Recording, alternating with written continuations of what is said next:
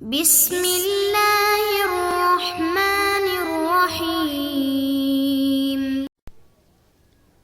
السلام علیکم محترم سامعین اور عزیز طلبہ کرام، امید کرتا ہوں کہ آپ تمام احباب خیر و عافیت سے ہوں گے۔ آج کا ہمارا سبق نمبر 55 ہے، جس میں ہم 2 شعر پڑھیں گے، جس میں یہ بتایا جا رہا ہے کہ فلاں قبیلے نے میری مہمان نوازی میں کوئی کسر نہیں چھوڑی، یعنی جس طرح پچھلا ہمارا سبق تھا انہی اشعار کی طرح یہ بھی اشعار ہیں، ان سے مناسبت والے اشعار ہیں۔ وقال آخر نزلت على آل المهلب شاتيا غريبا عن الأوطان في زمن محل فما زال بي إكرامهم واقتفاؤهم وإلطافهم حتى حسبتهم أهلي۔ ترجمہ اس کا یوں ہے، نزلت میں نازل ہوا، عربی میں کہتے ہیں نزیل یعنی ضیف، مہمان بننا، نزیل کہتے ہیں مہمان کو۔ نزلت نزیلا، میں مہمان بنا، علی آل المحلب، کس کا؟ آل محلب کا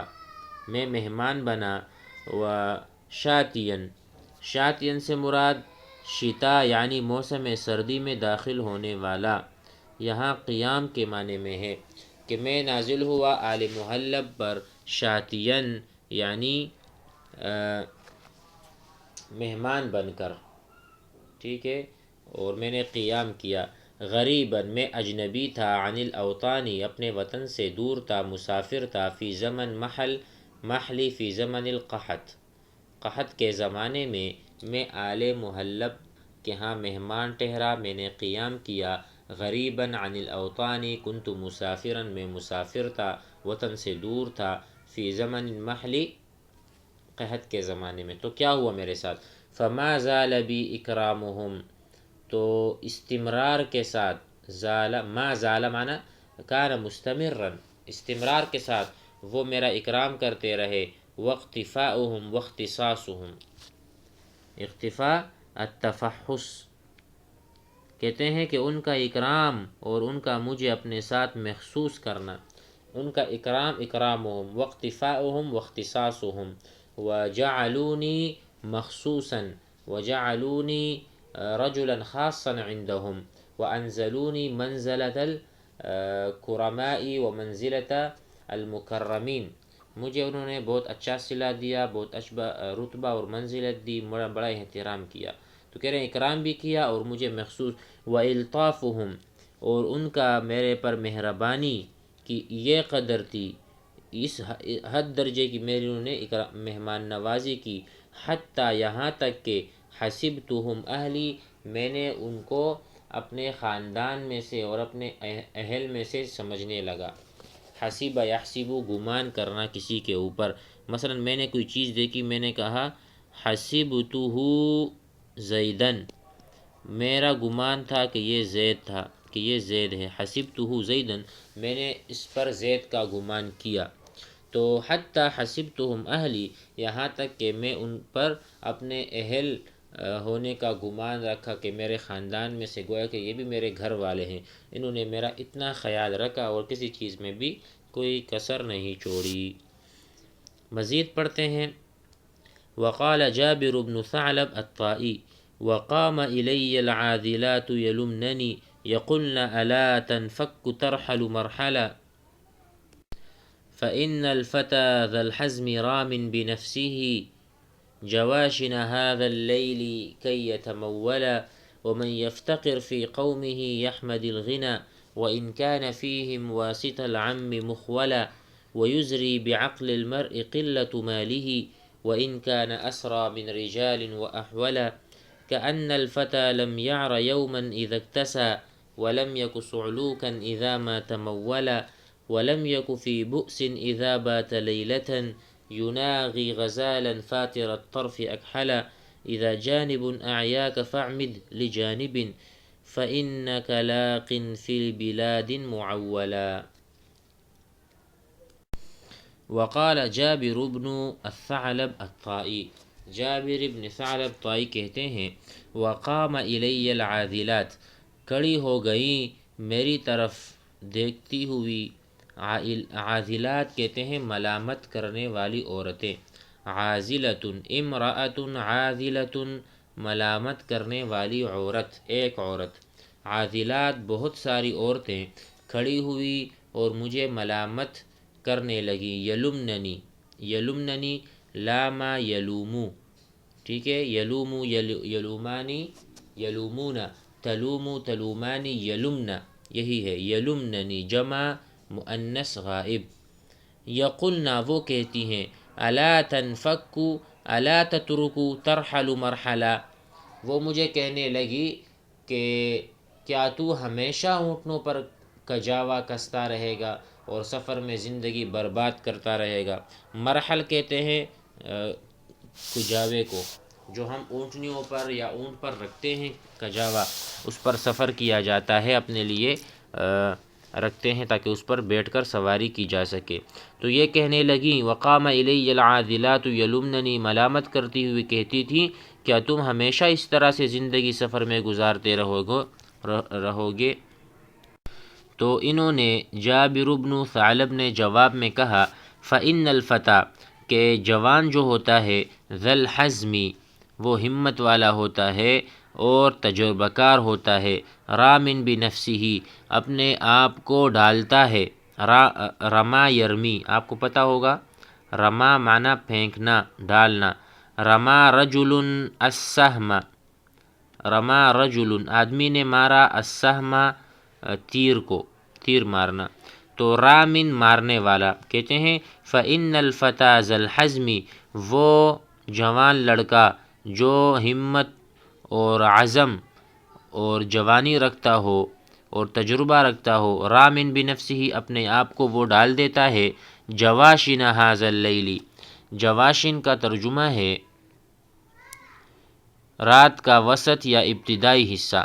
کہ وہ اپنے آپ کو رات کے حصوں میں، رات کی تاریکیوں میں ڈال دیتا ہے، کئی یتمولا تاکہ وہ مال کمائے، تاکہ وہ مالدار ہو جائے۔ جواشن کا سمجھ میں آیا؟ رات کا وسط یا ابتدائی، یعنی اندھیریوں میں رات کے اپنے آپ کو ڈالتا ہے بغیر کسی خوف و خطر کے، گھبراتا نہیں ہے۔ کئی بمعنی تاکہ، یتمولا تمول یتمول مالدار ہونا، کیونکہ اس میں اصل کیا ہے، مال ہے، تمولا الرجل آدمی مالدار ہو گیا، الرجل یتمول۔ آگے کہتے ہیں ومن یفتقر فی قومہ یحمد الغنی، اور جو شخص اپنی قوم میں غریب ہوتا ہے، ومن یفتقر، من بمعنی الذی، عاقل کے لیے، الذی یفتقر فی قومہ اپنے قوم میں، یحمد الغنی تو وہ مالداری کی تعریف کرتا ہے، حمد یحمد، الغنی المال، الغنی کیا ہے وہ، القناعۃ کنز لا یفنی، تو یہ ہے الغنی۔ وَإِن كَانَ فِيهِمْ وَاسِطَ الْعَمِّ مُخْوَلًا، اگر وہ چچا اور ماموں کے اعتبار سے شریف اور نجیب الطرفین ہو، تب بھی وہ مالداری کی تعریف کرتا ہے۔ وَإِن كَانَ اگرچہ وہ، فِيهِمْ وَاسِطَ الْعَمِّ مُخْوَلًا اگرچہ وہ ماموں کے اعتبار سے شریف اور نجیب الطرفین ہو، واسط العم کہتے ہیں کریم العم، اگرچہ اس کا چاچا بہت ہی مالدار کیوں نہ ہو، ٹھیک ہے، مخولا کریم الخالی، مخولا اس کا ماموں بھی بہت سخی کیوں نہ ہو، چاہے اس کا چچا بھی مالدار ہو، چاہے اس کا ماموں بھی مالدار ہو، تب بھی وہ یحمد الغنا، وہ غنا کی تعریف کرے گا، کیونکہ وہ فقیر جو بن چکا ہے، اس کو ابھی مال کمانا ہے، وغیرہ وغیرہ۔ آگے کہتے ہیں وَيُزْرِي بِعَقْلِ الْمَرْءِ قِلَّةُ مَالِهِ، اور قلت مالہ، اور قلت مال انسان کو کیا کر دیتا ہے، انسان کی عقل کو عیب دار بناتی ہے، اگرچہ وہ صلاحیت کے اعتبار سے لوگوں میں زیادہ صاحب شرف اور تدبر ہو یا مدبر ہو، یعنی غریب باصلاحیت ہی کیوں نہ ہو لیکن اس کو منصب کا اہل نہیں سمجھا جاتا۔ وَيُزْرِي بِعَقْلِ الْمَرْءِ، انسان کی عقل کو مات دیتا ہے، قلت مالہ، اس کا قلیل المال ہونا۔ تو جب انسان قلیل المال ہوتا ہے گویا کہ اس کی عقل کو بھی مات دے دی جاتی ہے اور اس کا عقل بھی عیب دار ہو جاتا ہے۔ وَإِن كَانَ أَسْرَى، اسرا کا ترجمہ ہے صاحب شرافت ہونا، اگرچہ وہ بذات خود صاحب شرافت ہے، بہت زیادہ ہونہار ہے، مہارت رکھنے والا ہے، تب بھی لوگ اس کو استعمال نہیں۔ وَإِن، اگرچہ ان کی حالت کیا ہے، بیداری کی ہے اور وہ بہت زیادہ صاحب شرافت ہے، تب بھی من رجال، لوگوں میں سے، وَأَحْوَلَ، اور مدبر، احول معنی مدبر، مفکر، تفکر اور تدبر کرنے والا ہی کیوں نہ ہو، مال نہیں ہوگا لوگ اس کو کیا کریں گے، نظر انداز کر دیں گے۔ كأن الفتى لم يعر يوما اذا اكتسى، آگے کہتے ہیں جس دن آدمی لباس پہن لے تو یوں معلوم ہوتا ہے، وكأن الفتى، گویا کہ جوان، گویا کہ آدمی، لم يعر يوما اذا اكتسى، كأن الفتى اذا اكتسى، جب آدمی کپڑے پہنتا ہے، لم يعر يوما، گویا کہ وہ کسی دن بھی ننگا نہیں ہوا، دیکھو کہ وہ کسی دن ننگا ہوا ہی نہیں۔ ولم یک صعلوکا، اور کبھی یہ فقیر بھی نہیں تھا، اذا ما تمولا، جب یہ مالدار بن جاتا ہے۔ کأن الفتى، آدمی، اذا اکتسى، جب پہنتا ہے، لم یعر یوما، گویا کہ یہ کبھی ننگا بھی نہ تھا، ولم یک صعلوکا، کبھی یہ فقیر بھی نہ تھا، اذا ما تمولا، جب یہ مالدار بن جاتا ہے تو اس کی حالت بالکل چینج ہو جاتی ہے۔ اس کا مطلب یہ ہے کہ اگرچہ وہ برہنہ رہ چکا ہو اور آدمی مالدار بن جائے تو یوں معلوم ہوتا ہے کہ وہ کبھی فقیر نہیں رہا ہوگا۔ تو پتہ چلا کہ انسان فقیر ہوتا ہے پھر مالدار، اور اللہ اس کو نوازتے ہیں تو اس میں تھوڑی سی تبدیلی آ جاتی ہے، دیکھنے والوں کو یہ لگتا ہے کہ کبھی یہ فقیر تھا ہی نہیں، حالانکہ وہ اس کی ابتدائی زندگی بہت فقیروں والی تھی۔ مزید آگے پڑھتے ہیں، وَلَمْ يَكُ فِي بُؤْسٍ إِذَا بَاتَ لَيْلَةً، اور وہ آدمی بدحالی میں رہا ہی نہیں جب وہ کوئی رات نرم و نازئیں و سرمگی آنکھوں والی ہرنی کے ساتھ دل لگی کی باتیں کرتے گزارے۔ یہاں دیکھیں،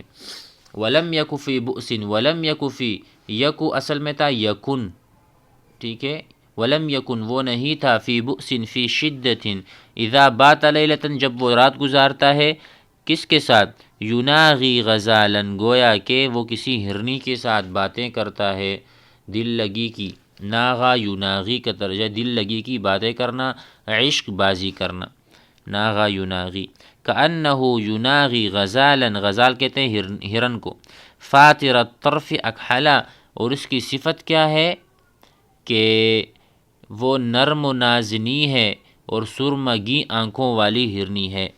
فاتر الطرف اکحل، اکحل کہتے ہیں ایسی آنکھیں جس کو سرمے کی ضرورت ہی نہ ہو، وہ خود ہی سرمئی آنکھیں ہوتی ہیں،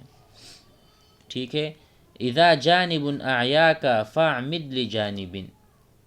جب ایک طرف تجھے عاجز کر دے تو دوسری طرف کا قصد کر، فإنک لاق فی بلاد معولا، اس لیے کہ کسی شہر میں ضرور تجھے کوئی معتمد آدمی ملے گا۔ اب جو یہ سفر کر رہا ہے اور کہہ رہے ہیں کہ رامن بنفسہ، وہ کہیں بھی راتوں میں اور اندھیریوں میں خطرات سے لڑتا ہے، جھگڑتا ہے تاکہ وہ مالدار ہو جائے، تو اس کا نتیجہ یہاں پر بتا رہے ہیں، اذا جانب اعیاک، جب آپ کو کوئی کام کاروبار، کہیں آپ کو پانی راز نہ آئے یا کہیں آپ کو آپ کی قسمت ساتھ نہ دے، اذا جانب، جب ایک جانب، اعیاک اتعبک اعجزک، آپ کو عاجز بنا دے، آپ کو تھکا دے، فاعمد فاقصد لجانب، تو دوسری طرف، دوسرے ملک، دوسرے گاؤں کا قصد کر لیا کرو، فإنک لاق، آپ کبھی تو، انک، بے شک آپ، لاق، ملاقات کر لو گے کسی آدمی سے، فی بلاد، کسی بھی ملک میں، معولا، رجل معتمد، ایسا رجل جس کے پاس جایا جائے اور وہ اسے فائدہ پہنچائے۔ امید ہے کہ یہ اشعار آپ حضرات کو سمجھ میں آ گئے ہوں گے۔ والسلام علیکم۔